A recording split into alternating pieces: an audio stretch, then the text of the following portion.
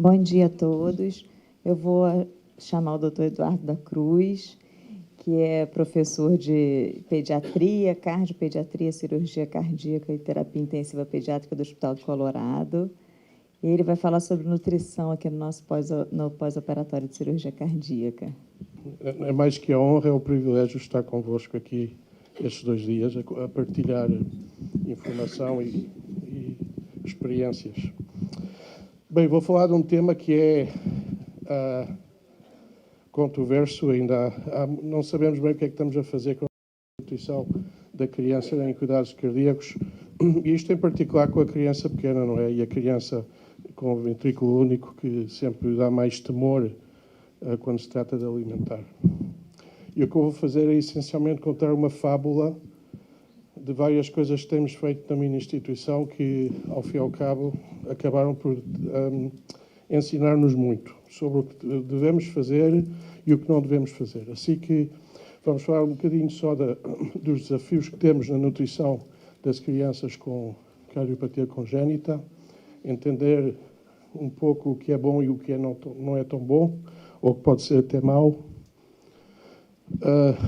fazer uma pequena revisão das complicações gastrointestinais e, através de toda a palestra, dar um bocadinho este ingrediente de entender o que é que devemos fazer para os doentes em vez de aos doentes.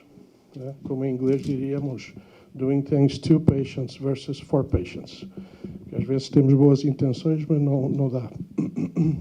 Pronto, assim que for, vamos rever algumas das... Isto rever ou revisar? Os dois, pronto. Pronto, vários protocolos que temos implementado no meu programa. Vamos começar por uma descrição do problema. Isto não é nada novo e aceita-se em toda a prática de medicina, já seja pediátrico ou adulta, que ter uma ração alimentar-se tem um efeito muito profundo no sistema cardiovascular e outros sistemas, de forma que não é nenhuma surpresa que um indivíduo em que o sistema cardiovascular seja frágil, a alimentação não só aporte benefícios, mas também potencialmente algumas complicações. Com respeito à prática em pediatria com doentes congénitos, é evidente nos dados que temos disponíveis que a dieta e a tolerância à dieta e a maneira em que a criança consegue crescer ou não é um preditor importante do grau de disfunção cardiovascular. O problema que nós temos em pediatria é derivado do nosso sucesso, no sentido em que muitas crianças que antes não sobreviviam, crianças com doenças congénitas complexas, hoje em dia sim sobrevivem, mas com uma quantidade de complicações gastrointestinais que estamos a descobrir. Em realidade, não tínhamos maneira de antecipar. De forma que podemos falar de uma nova população de doentes, não é? Que são particularmente os doentes que estão neste estadio, geralmente no ventrículo único, a cirurgia neonatal e o Glenn e o Fontan. Também há que dizer que muitas destas crianças que hoje em dia sobrevivem têm comorbidades que têm uma associação com a cardiopatia congénita, ou seja, que de forma também têm por causas congénitas anomalias gastrointestinais. Não é? Exemplo, os heterotáxicos, que eu não sei na vossa experiência, mas na nossa é impressionante a quantidade de heterotáxicos que temos. Provavelmente à volta de 25%, anda à volta disso, das crianças com ventrículo único têm uma heterotáxia, ou seja, uma dor de cabeça, para nós todos. Bem, então, pronto, as complicações gastrointestinais, em geral, de todas as maneiras, nos doentes congénitos são muito frequentes, já seja de vísceras ocas ou de órgãos sólidos. E, de facto, podemos dizer que, ou afirmar que todo doente com cardiopatia congénita, em algum momento da vida, vai ter um problema gastrointestinal, se não na fase neonatal, através da vida. São raros aqueles que não. Em todo caso, com as cardiopatias mais complexas. A polémica e a decisão que é difícil à volta destes doentes baseia-se no facto de não sabemos bem quando implementar a alimentação, se devemos implementar ou não antes de operar e que tipo de alimentação. E também como dar seguimento à tolerância desta alimentação.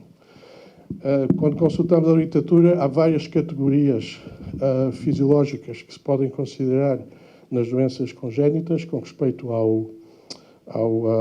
alimentação. Convém aqui há várias, algumas estão associadas, por exemplo, a sobrecirculação e o ventrículo único, mas não só. Há quantidade de outras cardiopatias relativamente simples hoje em dia, segundo as definições do que conseguimos fazer, que ainda assim podem dar-nos problemas de alimentação. Vamos passar isto rapidamente. Só queria mencionar que as complicações no período perioperatório, especificamente as mais complexas, ou as que temos, as que tememos mais, não necessariamente as mais complexas, são a enterocolite aguda necrosante, o refluxo gastroesofágico, que pode dar-nos tantos problemas, geralmente em presença também de disfunção de cordas vocais, não é? Uma má combinação explosiva. A perfuração intestinal, que é um bocadinho mais rara. A enteropatia predadora de proteínas, que em realidade o que nos amostra é o pico do iceberg, não é? Uma coisa é o doente com Fontan, mas muitas crianças têm enteropatia predadora e nós nem pensamos nisso. É que tem um nível de suspeita muito elevado para fazer o diagnóstico. E depois, muita criança que tem, ainda que seja de forma transitória, disfunção já seja hepática ou pancreática. Porque a pancreatite no pós-operatório também é muito frequente, mais do que nós pensamos. Com respeito às sequelas de uma nutrição deficiente não quer dizer que seja porque não demos, mas talvez porque demos demasiado. As sequelas agudas têm sido relacionadas, em alguns estudos, com pouco poder estadístico, com aumento de mortalidade, aumento de tempo no ventilador, permanência hospitalar, etc. Mas também pode haver sequelas crónicas desta nutrição deficiente, evidentemente falha do crescimento, necessidade de assistência alimentar, ou seja, crianças que vão para casa com necessidade de sondas ou de tubos gástricos, G-tube, e pronto, o impacto que existe de certeza no desenvolvimento neuropsicológico destas crianças. Assim que, pronto, a pergunta é, devemos alimentar ou não as crianças no perioperatório e quando? Problema, como frequentemente em pediatria, não há dados, ou muito poucos. Eu tenho tido a sorte de aportar alguns, que vou partilhar convosco, mas ainda assim são deficientes estes dados. Com relação a isto, a maior parte dos centros que eu saiba, e isso é aceito de forma universal, não há protocolos de alimentação, varia muito segundo os indivíduos e o nível de temor que tenhamos com respeito à alimentação. Há falta de consenso, efetivamente, sobre o que há que fazer, particularmente nas crianças que têm circulações ductodependentes, não é? Que estão com prostaglandinas. Mas também há muita especulação, e muito disto é baseado, de novo, em temores e não em fatos. Teorias do lobo diastólico, que então o intestino não recebe suficiente perfusão.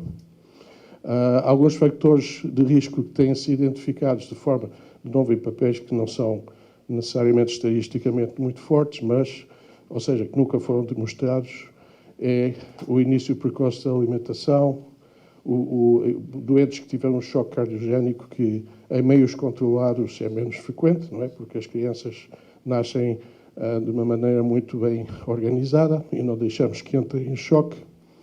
A apneia e a hipertensão, mas, por outro lado, também há benefícios potenciais de alimentar estes neonatos, também não demonstrados, devo que admitir, como a estimulação intestinal, não é?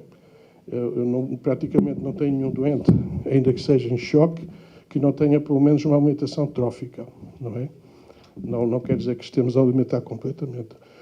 Diminuição do risco de translocação bacteriana, que isto é uma tradução de publicações, sobretudo no mundo adulto, e o impacto na forma que a criança pode alimentar-se ou voltar-se a alimentar depois da cirurgia, que, pelo menos na nossa experiência, temos evidência de que a criança que se alimentou antes tem mais facilidade para alimentar-se depois.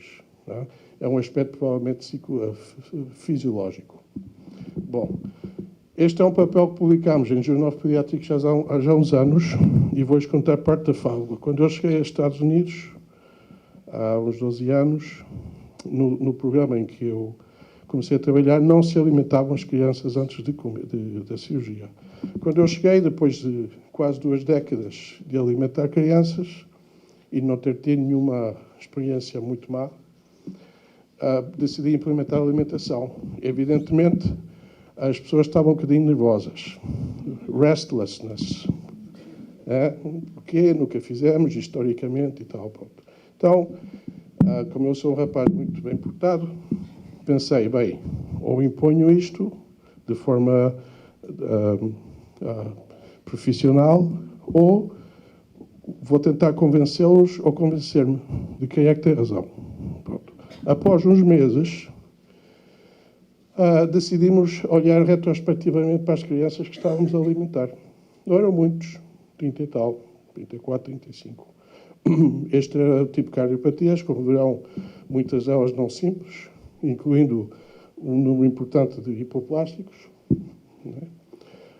Vimos que eram crianças que estavam em doses prostaglandinas bastante tradicionais, alguns até com doses mais elevadas do habitual.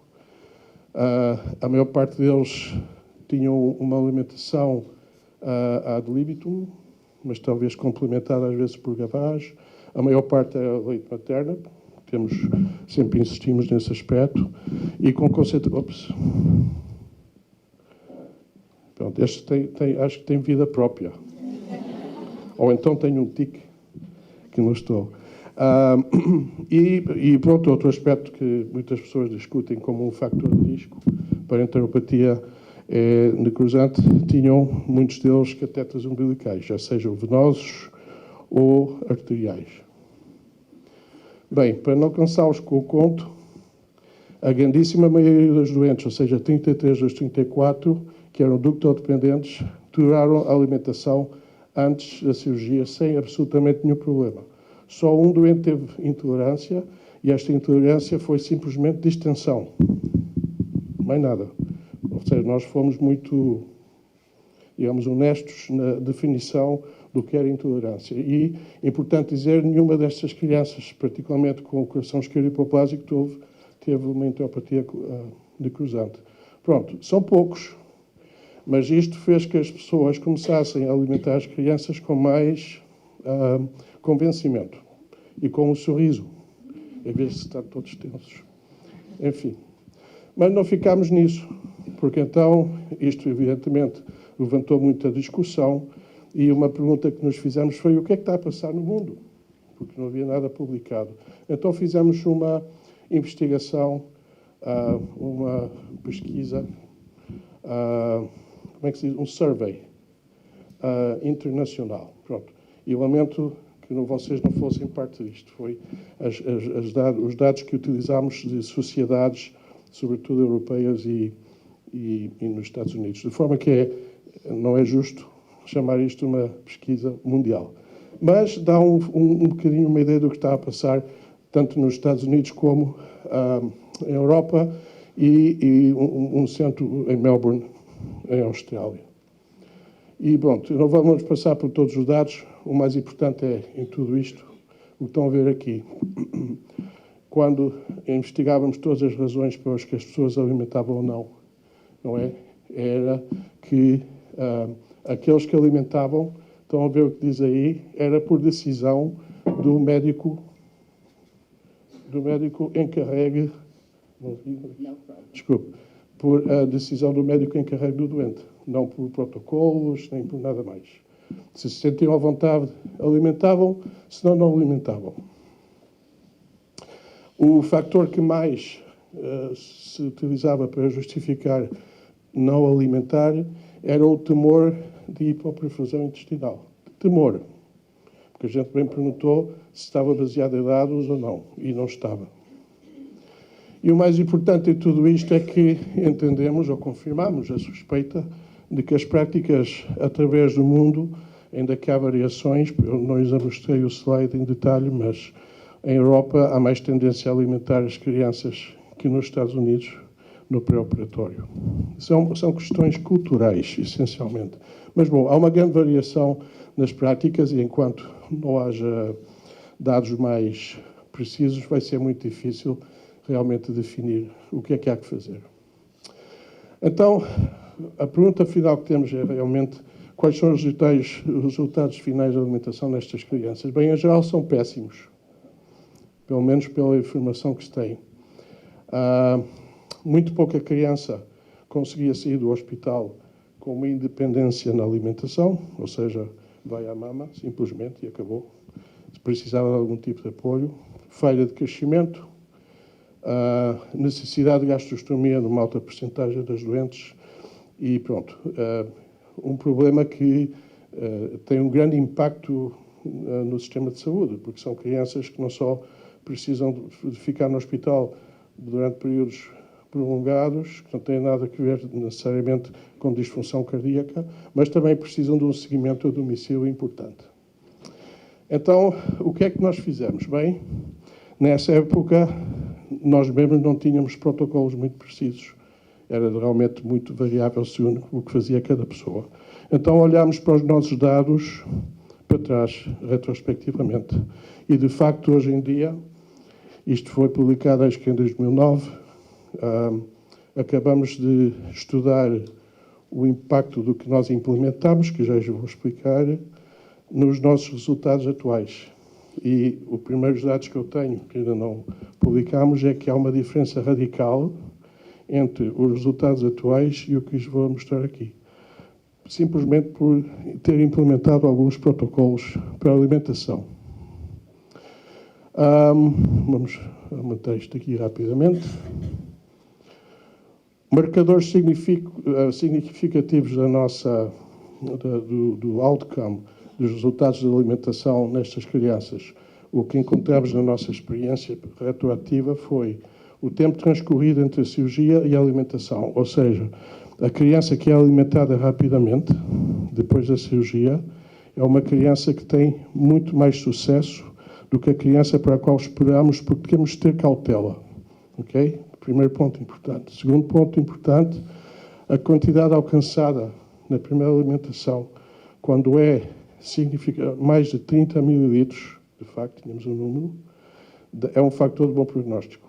A criança que não consegue alimentar-se rapidamente e boa quantidade é uma criança a quem há que pôr atenção. Encontramos uma correlação com o tempo do cross-clamp e de paragem circulatória quando aplicável. E outro fator muito importante, que também faz com que sejamos mais agressivos na avaliação da criança hoje em dia, é a presença de um síndrome genético, que, como sabemos, é a falta também de 25% a 30%. Quase a metade destes doentes precisam de métodos invasivos de suplemento alimentar e nenhuma destas crianças era ingressada com alimentação espontânea exclusiva, ou seja, tinha que levar algum complemento, já seja por gavage, já seja por um G-tube. Dramático, muito dramático, enfim. Mas útil, porque sabendo isto, tendo visto dados, tomamos vários pontos de ação. Primeiro, revisámos as diretrizes de alimentação e nutrição, aquelas que tínhamos, que eram poucas. Segundo, decidimos adoptar o princípio de alimentar as crianças no pré e no pós-operatório de forma agressiva, no bom sentido da palavra. Isto é muito importante. Criámos uma equipe nutricional, uma equipe que inclui médico, enfermeira, pais, fundamental, terapeutas ocupacionais, não sei se diz assim aqui, e especialistas em linguagem e uma nutricionista.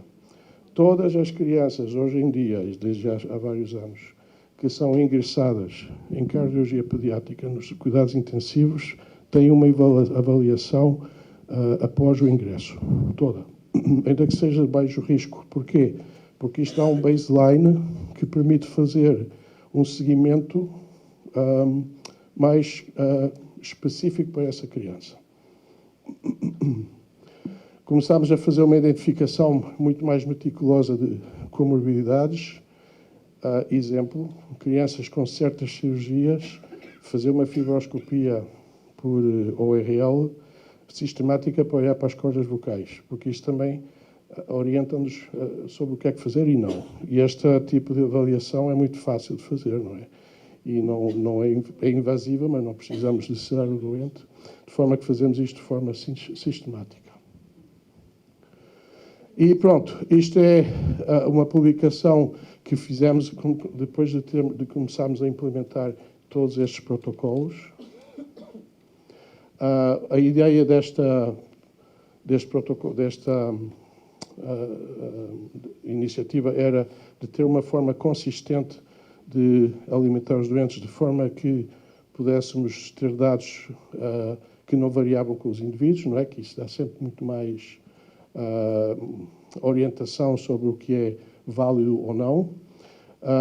O que queríamos estudar era como fazíamos para aumentar a alimentação, já seja em termos de calorias, mas também de proteínas, tão importantes no pós-operatório, não é?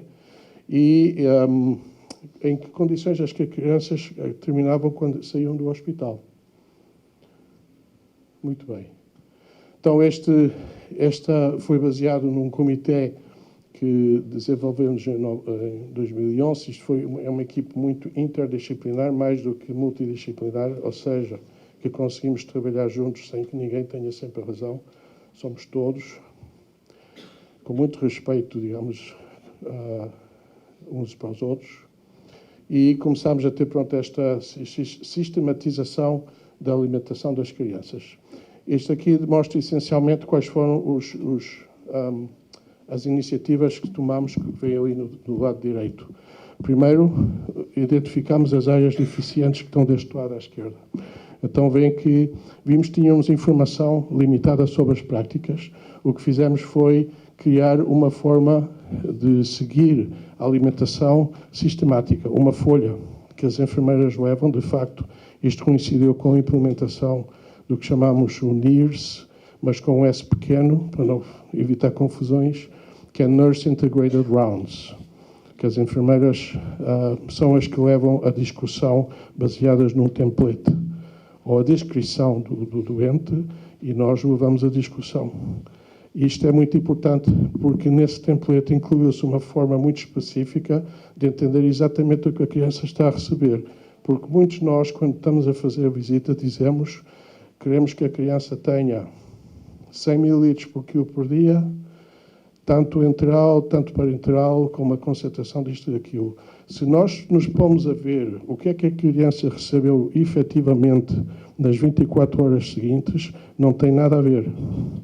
Porque houve interrupções, porque a criança precisou de que separasse a alimentação porque vomitou uma vez, ou porque teve uma intervenção, ou por um catéter, ou por isto e aquilo. E é impressionante a porcentagem de vezes em que a criança não recebe o que nós pensamos que está a receber. Então, passamos visita cada dia, assumimos que passou e não passou. Isto é um desafio para que façam o mesmo, porque hoje em dia nós até dizemos, pronto, o objetivo da alimentação é 100%, quanto é que recebeu? E a enfermeira diz, recebeu tal, que é 70% das calorias, ou é 80% das proteínas. Isto alerta-nos para entender porquê e o que é que temos que fazer para aumentar a quantidade de alimentação que a criança está a receber. Outra coisa que identificámos foi que as enfermeiras efetivamente não estavam muito implicadas em si da nutrição, aplicavam as instruções recebidas mais nada, e hoje em dia têm essa ownership do que é a alimentação. Não havia um algoritmo de alimentação e nutrição adequado. Como verão, implementámos que tem sido modificado. E, por outro lado, esta equipe nutricional avalia também a todos os doentes, não só o ingresso, mas durante a fase de transição para sair do hospital, com implicação das famílias. Interessante, quando começámos a perguntar às pessoas qual era a percepção da alimentação que dávamos às crianças, ninguém realmente sabia. Uns achavam que estava bem, outros que talvez não. Não havia absolutamente nenhum dados. Pronto. Isto simplesmente mostra alguns exemplos sobre o sistema eletrónico que começámos a utilizar para dar um seguimento muito preciso do que estávamos a dar. E o que nós começámos a ver rapidamente foi que, conforme começámos a implementar estas medidas, o Nurse Integrated Rounds on Years, seguido aqui por a implementação do template, incluindo a alimentação, seguindo aqui por um protocolo de alimentação que todos seguimos, todos. E se há exceções, porque a criança precisa, está tudo muito bem especificado para entender quais são as razões para fazer uma exceção. E a implementação do que nós chamamos Ready, Steady, Eat, como quando se vai correr, não é? Em vez de Ready, Steady, Run, que é um protocolo que seguimos com as famílias, codificado por cor e que, segundo o progresso da criança, conforme tenha melhores condições para alimentar-se, vai passando do vermelho até ao verde. Quando chega ao verde, está tudo numa boa. É como o bebê normal. Pronto. E o que se vê aqui, essencialmente, é que vem que a curva começou de aporte calórico começou a melhorar imediatamente, no que efetivamente estava a receber a criança. E isto melhorou não só para calorias, mas também para proteínas. De facto, se olharmos para os dois, vimos em curto prazo que houve um aumento imediato de 20%, um pouco mais, no aporte de calorias e de mais de 40% no aporte de proteínas. Com só o facto de estar, consciente do que estávamos a fazer, e dois, começar a implementar protocolos que eram sistemáticos e universais. Também percebemos que, às vezes, quando avaliamos a quantidade de calorias recebidas, não quer dizer necessariamente que tenhamos alcançado o limiar ou a meta pretendida de proteínas. Ou seja, que temos de estar sempre em cima disto, de estar a seguir muito de perto todos estes métodos. Após a implementação do protocolo, pouco tempo depois, e isto não o publicámos, era só interesse por qualidade do que estávamos a fazer, decidimos olhar para um coorte de 28 crianças antes e depois da implementação destes protocolos, como vem aqui. Está o pre-intervention e o intervention. O que fizemos foi olhar para o Z-score do peso ao ingresso e ao sair e ver qual era a diferença. E vimos imediatamente que havia uma melhoria muito significativa depois de implementarmos este protocolo. E quando vemos os outcomes destas crianças ao sair do hospital, vê aqui do lado esquerdo o pre-intervention nesses 28, há 13 crianças que saíram do hospital com critérios de subalimentação. Alguns deles sérios, não é? Severamente undernourished, segundo o score que utilizamos. E após a implementação do protocolo, em muito caso, já vêem que só 4 dos 28 saíram undernourished e nenhum severamente. Foi uma intervenção que hoje em dia, olhando para trás, foi relativamente simples, mas deu muitos resultados, com só ser consistente. Bom, isto é só para mostrar o template rapidamente que usamos para seguimento, o protocolo da alimentação. Temos também protocolos específicos para algum tipo de situações, como a doente que se alimenta depois do NEC, se houvesse. E este é, pronto, o Ready, Steady, Eat. Isto, cada doente tem no quarto um laminado na parede e o que fazemos é ir escrevendo, não é? Com um pilot, com um marcador, conforme a doente vai progressando, não é? E isto dá uma grande oportunidade para trabalhar com as famílias e com o nutricionista e os terapeutas de linguagem e ocupacionais para ajudar a criança a adquirir as habilidades necessárias para alimentar-se. Assim que, pronto, foi uma história de muito êxito. Temos aqui, isto é o que damos aos pais quando vão sair, há um checklist das coisas que têm que saber antes de que a criança vá para casa e uma grande parte disto relaciona-se com a alimentação. Pronto. Não tudo o que brilha é ouro. E há pouco tempo começámos a ver, nós vamos passando a revisão dos dados, que as estadias dos doentes começou a aumentar. Não muito, 2, 3 dias com respeito à média, e começámos a ver porquê, porque esquisito, são o mesmo tipo de doentes, não teve nada. E o que começámos a perceber, empiricamente, é que algumas pessoas saíam do protocolo. Porque, não me sinto à vontade hoje para aumentar a alimentação segundo o algoritmo, ou porque hoje está a chover, ou porque é domingo. Então, e olhámos para os dados e publicámos. E o que encontramos essencialmente aqui foi que o facto de que as pessoas deixam de sair, de aplicar um protocolo, já aumenta imediatamente a permanência hospitalar. A quantidade de coisas que nós devemos fazer por causa disto, por não ser consistentes, deve ser extraordinária. Isto é só um pequeno exemplo. Então, é importante entender o que estamos a fazer, mas também é importante ser transparentes e publicar e anunciar o que é que estamos a fazer, porque se não é bom, outros aprenderão a não repetir os nossos erros, não é? Essa foi a única razão pela que publicámos isto. Muito bem. Quais foram os passos seguintes? Que a maior parte disto já se implementou. Começámos a adquirir mais dados específicos com respeito à alimentação da criança para seguimento a longo prazo, incluindo o dobre cutâneo. Começámos a olhar com mais atenção a quais são os obstáculos para que se consiga alcançar as metas de alimentação para estas crianças, não é? Não evitar pretextos que não têm nenhum sentido. Começámos a fortalecer muito mais a coordenação do gerenciamento desta nutrição, uma vez que o paciente está em casa, um seguimento mais preciso. Desenvolvemos um protocolo específico para a G-Tube, que não fosse eu, ou tu, ou ele, que decidia que a criança que levava o G-Tube. E este protocolo da avaliação por ORL. E pronto, e esta fase 2 do estudo de outcomes já acabou, temos todos os dados. Estamos a fazer agora o análise estatístico, assim que em breve espero ter o prazer de partilhar isto convosco em alguma publicação ou publicações em revistas pediátricas. E pronto, e temos também um grupo, implementámos, que se chama Wellness, que é um grupo que dá seguimento à qualidade de vida e ao crescimento e desenvolvimento neuropsicológico das crianças, tomando em consideração, entre outras coisas, a alimentação.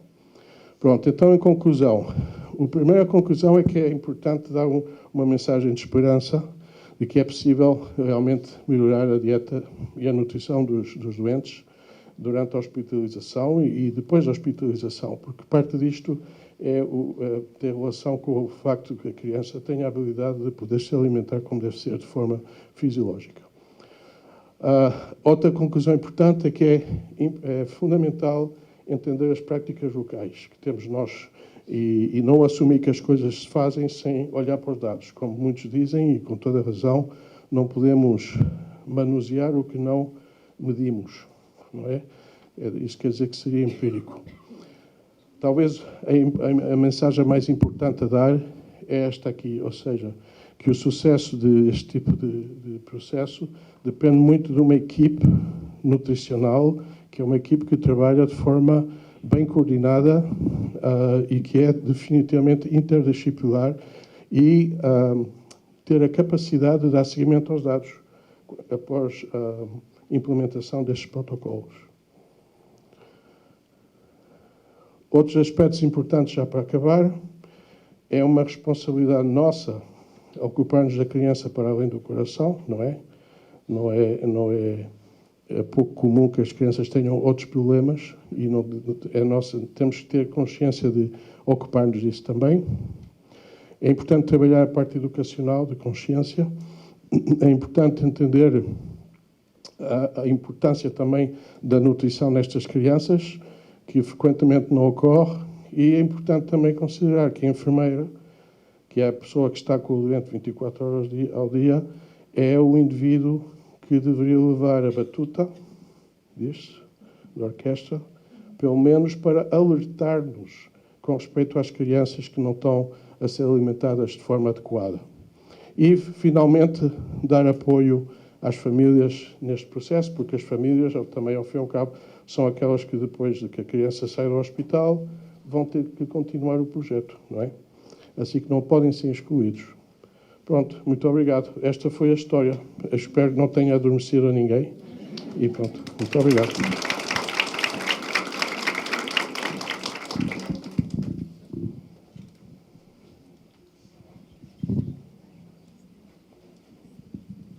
Se ficar de pé que eu vou para a circulação.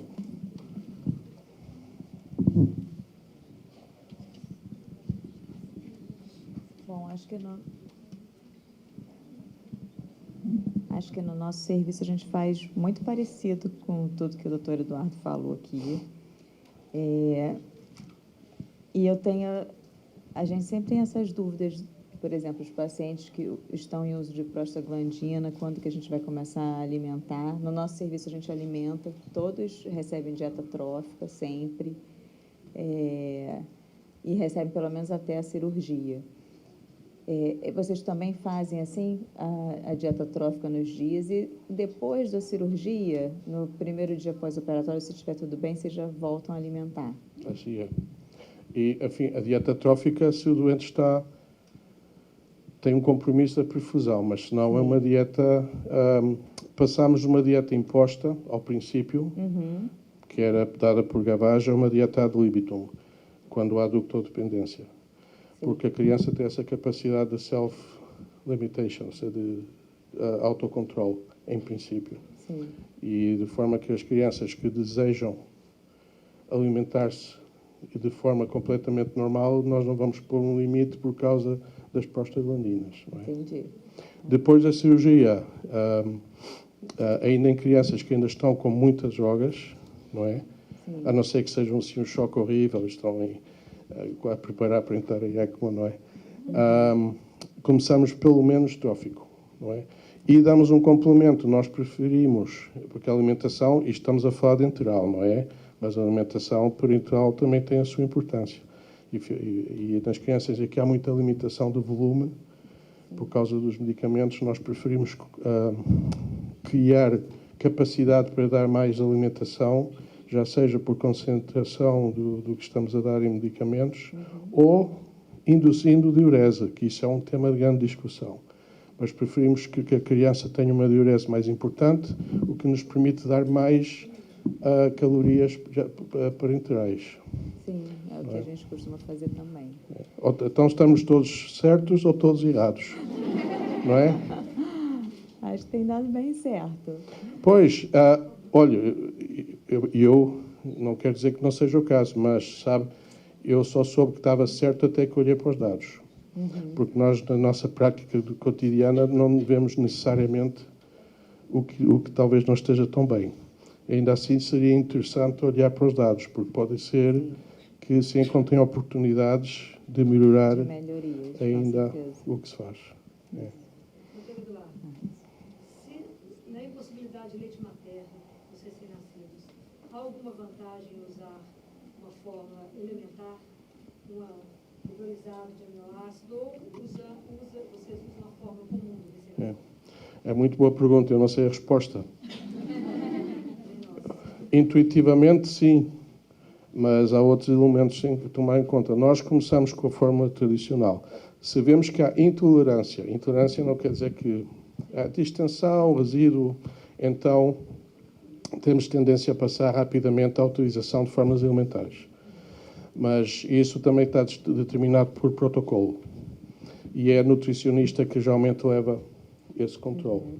Quando nós fazemos a visita ao pé do doente, isto também não mencionei, para além do Nurse Integrated Round, então está a família, está a enfermeira, estão os fellows, estamos os assistentes, está uma farmacêutica, está uma nutricionista, mínimo, se não for serviço social e outras pessoas.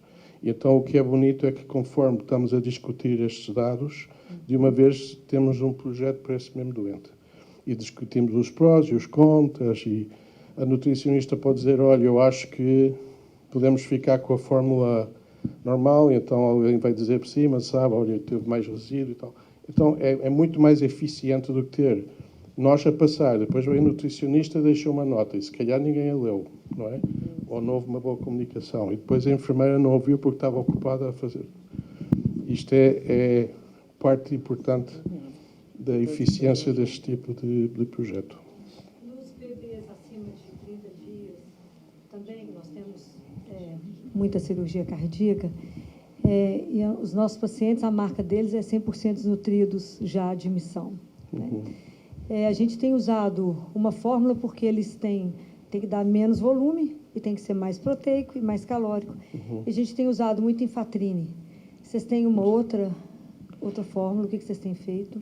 Nós o que fazemos muito, eu não conheço, enfim, o nome comercial. Infatrine é da Danone. Nós o que fazemos temos uma tendência, eu não tenho a certeza que seja sempre a boa prática, de pôr suplementos para aumentar o conteúdo calórico. Mas a maior parte destes suplementos estão baseados em glúcidos e não necessariamente em proteínas, o qual pode dar um inconveniente osmótico.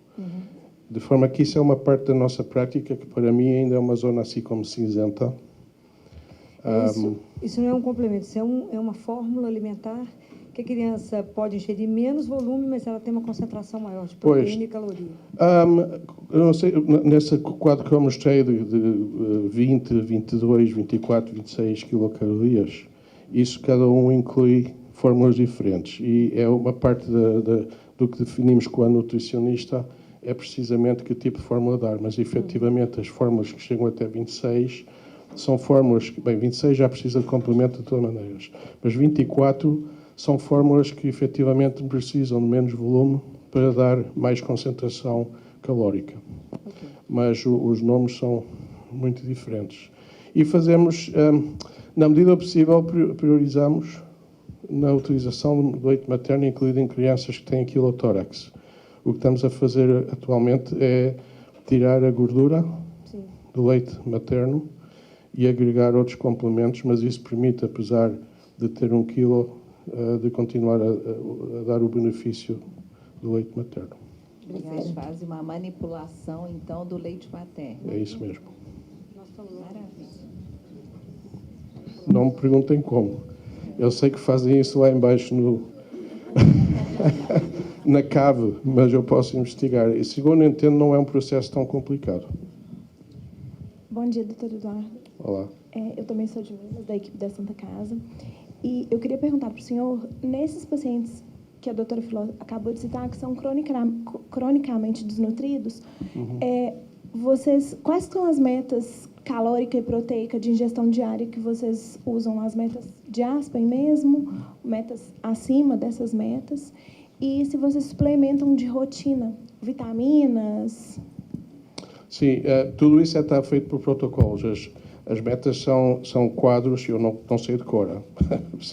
Como dizia a doutora, temos os fellows, mas também temos esta equipe que se encarrega de seguir estas tabelas. E estas tabelas são algumas de produção por recomendação, digamos, nacional, outras são feitas em casa pelos nutricionistas. Mas eu posso ir conseguir esses dados, posso enviar. Se temos tendência a dar mais e não menos nestas crianças, tenho que ser completamente honesto. A nossa população é diferente da vossa, não é? Porque ainda haja crianças com desnutrição devido à doença, é um contexto muito diferente. E tenho a certeza que vocês têm desafios muito mais importantes que os nossos com respeito à alimentação da criança com desnutrição crónica. Para dizer que eu tenho que ter a humildade de não dar-lhe conselho, mas ao contrário aprender de si, não é? Com respeito a estes doentes. Eu tenho uma dúvida. Aqui. Olá. Sou Raíssa, eu sou cardiopediatra. Queria parabenizar a apresentação, que foi brilhante.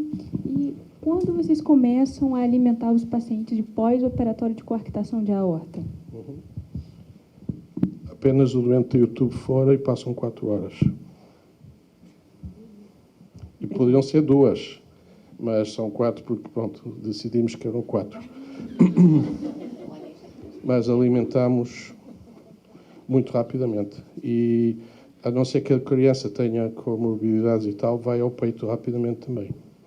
Não é? 24 horas no dia seguinte? A criança, coartação, geralmente, tudo sai bem, é estubada, se não na sala de operações, nas primeiras 6 horas, por aí. Tenho os dados, mas não me lembro de cor. E, como eu digo, no mesmo dia, à noite, já começamos a alimentar. E com que tempo de planteamento? Não pomos grande importância, vou dizer porquê. Porque os nossos Nós temos 3 cirurgiões muito sénior que são extraordinariamente rápidos. E não pensamos, a não ser que o cirurgião nos diga, epá, tive aqui um problema, nós não lhe pomos atenção a isso. O Norwood para nós são entre as 8 da manhã às 11 está fora. Então, isto tem muito que ver também, não é? Pelo menos com um dos cirurgiões. Há outro que é um bocadinho mais lento é meio-dia. Quando chega ao meio-dia e não saiu, começamos a preocupar-nos. Eu vou logo à sala de operações, para começar a ver o que é que está a passar. Mas pronto, isto é como tudo no nosso meio, não é? Tem que sair tudo bem de A a Z, não é? Desde o diagnóstico, a proteção miocárdica, a cirurgia, a anestesia, e conta muito também esse aspecto.